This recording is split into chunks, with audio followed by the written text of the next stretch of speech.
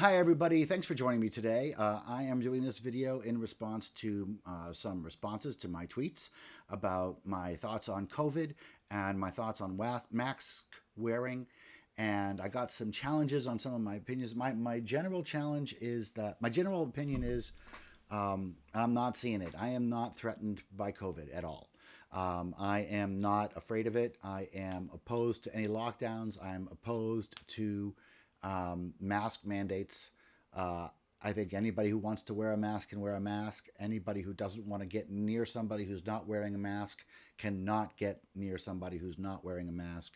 But the short story is, I believe that we are in a position now where we are much more survivable and we are much more able to isolate the vulnerable, and that we should do that, and that everything else should open up. And if we don't do that, we're going to kill ourselves. And I'm going to make that case in this video because, what do you get from Twitter, right? What do you get from your echo chamber? You don't get much. I try to keep my Twitterverse broad so that I see the breadth of things. But let me just show you where. But I just don't think people are looking at this whole picture. I just don't think people are looking at everything here. And I'm sure I'm not looking at everything. I'm just a guy, right? I'm not a doctor. I have no medical experience at all. I'm just going to give you my views, and you can tell me I'm wrong. And shout out to Emery and Steve McRae and probably David C. Smalley, who will probably have responses for this. So here's the scoop. First, I'm going to start with preliminary death statistics, okay? In 2019, about 2.85 million people died, okay? That is on a spreadsheet that I've made. 2.8 million people die. I'll show you the spreadsheet in a second. Is about 0.87% of the population. We lose that every year. We grow by about 0.5% of the population, and we die apparently by about 0.87% of the population. So let's talk about how many people are dying by COVID. So that's a big thing, right? Because we are hearing a whole bunch of reports on all the sides of doctors being told to add COVID even when there's not COVID. We've heard reports of COVID being a comorbidity being about 94%. And that can mean one of two things. That can mean that they were reasonably healthy, but COVID came on and kicked them so hard that it killed them. Or it could also mean that they were teetering on death and COVID was a light thing and it killed them. We have no idea in those numbers. We have no idea of what percentage is what numbers. We know that 94% of COVID has some sort of comorbidity. 94% of COVID deaths have some sort of comorbidity. 4%, that's 14,400, died with COVID alone. Just to give you an idea, I'll bring this over now. So just to give you an idea, we have 240,000 incremental deaths. Let me show you why I got that number. Because the numbers are all over the place. We don't know if a death is COVID or not. Okay, we have to, because there are so many possibilities out there of false COVID things, and we don't know how many of those COVID deaths are COVID primary or COVID alone. We have our numbers, though. We can look at the numbers, okay? According to USA Facts, we've got 290,000 Americans have died of COVID-19, but we've only lost 240,000 more people. Okay? So if we've only lost 240,000 more people than we had when we didn't have COVID, I think 240,000 should be viewed as the upper bound of the incremental number of deaths that COVID has given us. And I think it needs to be noted that that does not include a 0.5% growth in population. We're just going to use that 0.5% growth in population as a buffer. Okay, we're just going to ignore it. I'm just going to ignore it. So we've got incremental deaths at 240,000. Average death per year is 87.87%. 0.87 of 1%. That's 87/100ths of 1%. Incremental deaths to 240,000, the upper bound of badness in so far as deaths are concerned for COVID, 240,000, 7.3 100ths of 1%, which is an 8% increase over last year. An 8% increase in deaths year over year, a 7.3 100ths of a percent increase in death attributable to COVID. Okay. Again, 94% comorbidities. And let's look at that. Let's look at that. This is from the cdc.gov. And I wanted to show you this. Look. This is total number of deaths. The other place said 290. Here we got 285 for all ages. Look at the skewing of the age. 500, 0 to 24, 2,000 for the 20s, 5,000 for the 30s to mid 40s, but then when you get into the upper bounds, you see this huge increase. And of course, I also wanted you to see that a solid half, almost half, of all COVID deaths also had flu. Okay, so let me talk a little bit about the flu. The flu kills about 24,000 to 62,000 people per year. Now, I looked at another site and it said that we lost about 60,000 people in 2018. And I'm going to use the number 60,000 people because I want to make it a point that if it was 60,000 people dying, nobody would know. Nobody would care. 62,000 people dying every year, we could prevent those deaths, you know. We could cover our mouths all the time.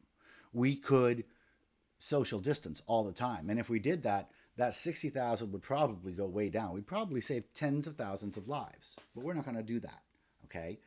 Because personal responsibility is a thing, and it takes risk there to live in this country. And it's terrible when they go, when people die. It's awful when humans die, when lives are lost. But at the same time, we're not going to, I mean, we don't do anything for those 60,000 deaths.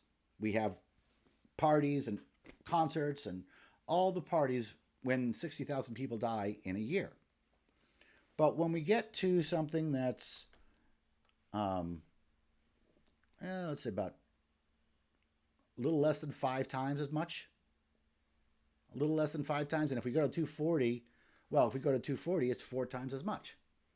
If we use the incremental death number, 240,000, flu is 1/4 as deadly as COVID-19. Now, there's more I want to show you. Look at these death statistics again. Again, this is published December 21st, 2020. So this is recent. Now look at this death chart here. This is the really interesting things. Deaths in 2020 are higher than average for most age groups, especially in the 25 to 44-year-olds. Look at that big spike for the 25 to 44-year-olds. Now that's interesting because according to Dr. Moran, give him a link below, but his videos are pretty specific. He seems to know exactly what he's talking about. The CDC has said that that your fatality rate for over 65 is 1.3%.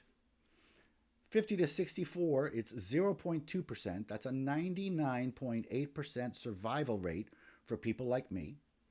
And if you're under 50, your survival rate of getting COVID is 99.95%. With an overall see how that averages out?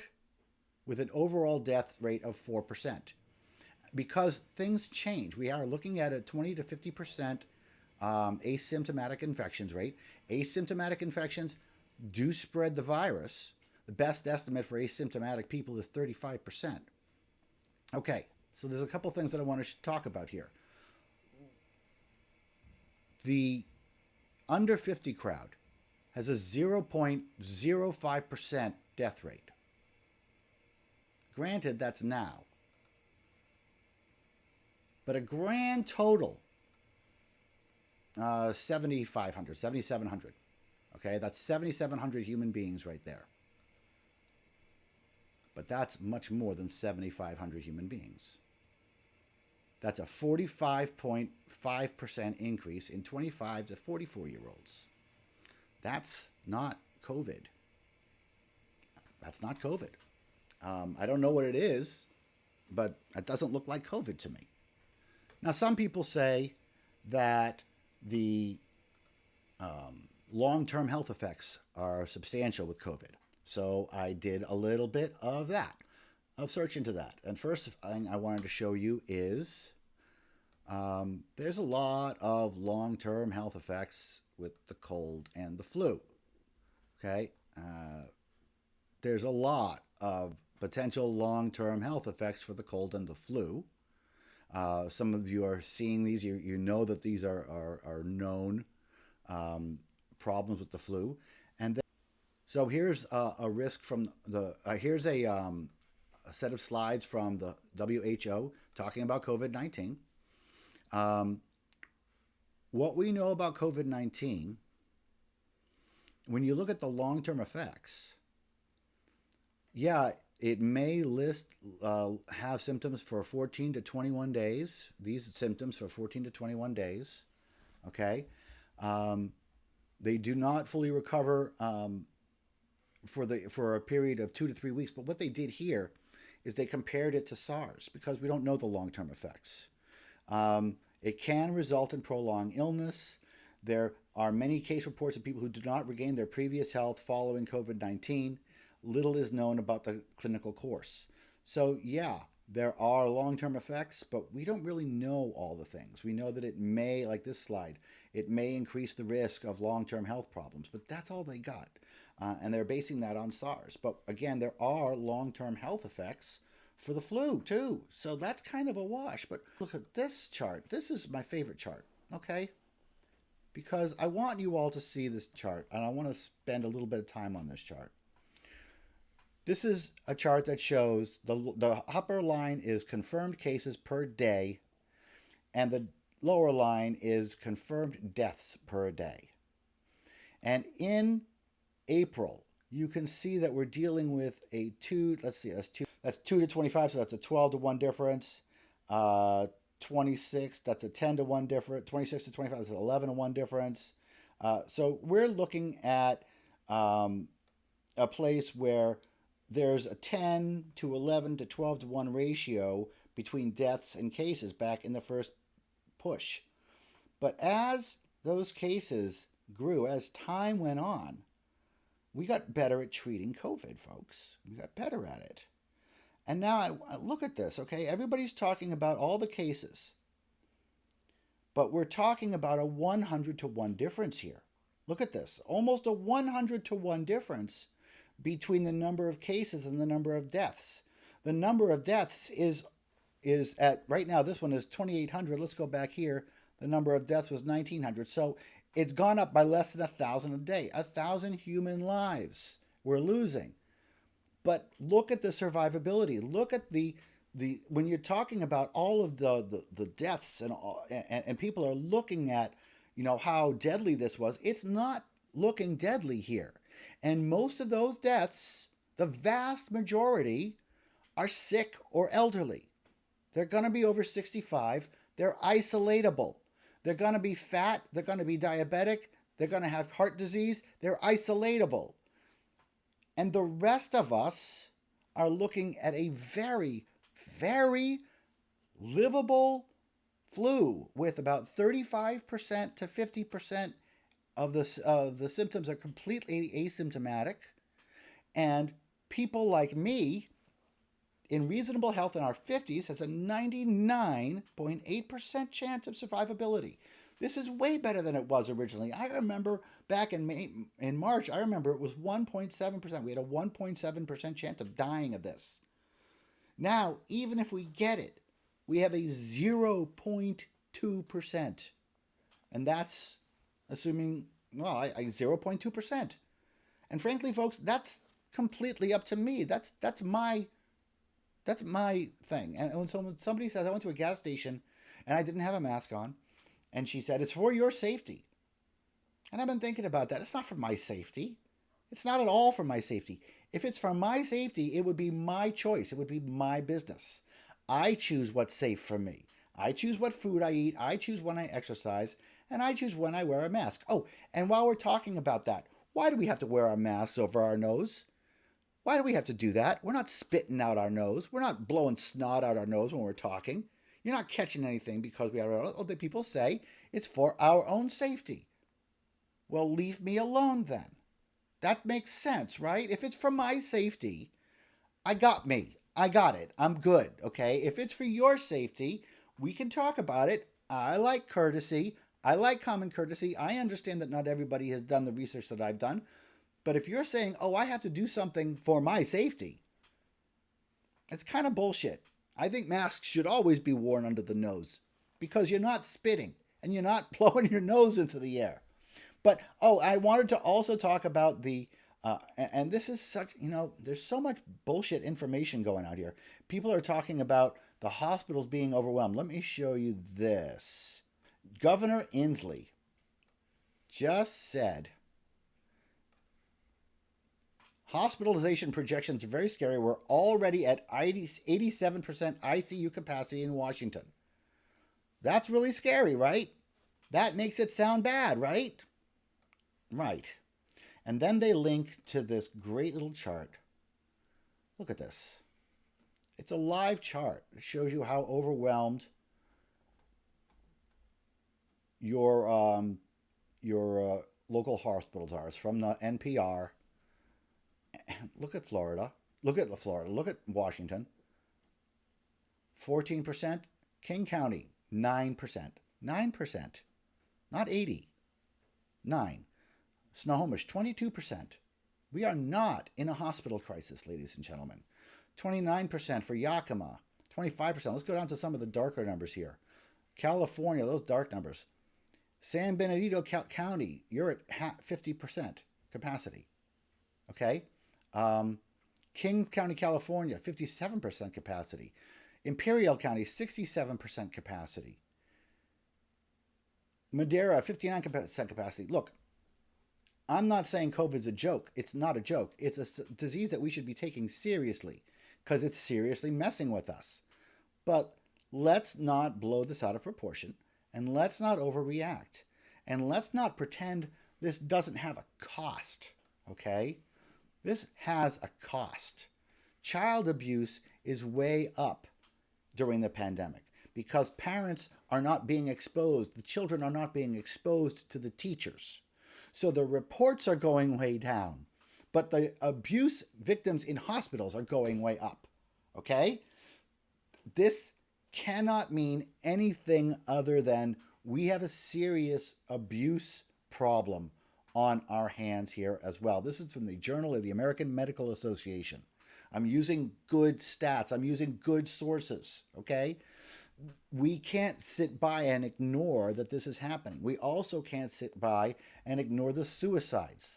They're also up, but we don't know how long it's going to be because suicides are going to be economically related.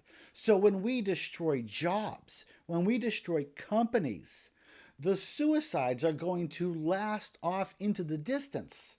Those repercussions are going to be long-standing, and those are shutdown deaths, okay? And those kids being abused are shutdown related. They are to be considered the negative side, the cost of the shutdown, all right? When we shut down, it doesn't happen in a vacuum. We shut down our quality of life, we lower our quality of life, but more importantly for this discussion, we increase child abuse and we increase suicide. So, I'm going to go back to my spreadsheet, my little spreadsheet. The shut down the economy and canceled holidays for 0.73%, that's this number, 0.073, that's 7.3 1/100ths of a percent less whatever is killing the young people that's not COVID, less those times when the comorbidities were going to kill those people anyways, less the suicide that's coming up as a cost of the shutdowns, less the cost of all the children getting abused and the long term repercussions thereof. Average death per year, 0.87%. We're talking 7.3 one hundredths of a percent. Now, to put that into perspective, let's look at these other numbers here. Again, let's compare the 240 to heart disease, 655. Let's compare the 240 to cancer, 599. So there's two bigger killers, and they're both twice as big as COVID, and nobody does anything. But it's not just twice as big as COVID, it's twice as big as COVID gross, less the suicides and the child abuse. And so I don't buy it. This is not the reason. This is not it. When we were talking 1.7%, that's one thing. But now we're talking 7.3 one hundredths of a percent max. Less young fatalities. Yes, less whatever is killing the young people, less the comorbidities that would have taken those people anyways, less the suicide growth, and less the child abuse. We have to open up our economy. We have to be done with this. We have to understand that the disease is not as deadly as it used to be, and that for those of us who are susceptible and vulnerable, those can be substantially well isolated. Let's put some pots together. Let's put some funds together so that Amazon doesn't charge them a delivery fee for their food. Lock them away safe and sound, and let us open our country again. We love this is how we maximize life here, okay? That way the suicide growth doesn't go up, the child abuse doesn't go up, and the people who are going to be affected by this are going to be the safest. That's how we should be doing this. And it won't kill our country anymore. That's my wisdom for the day. Oh, one more thing.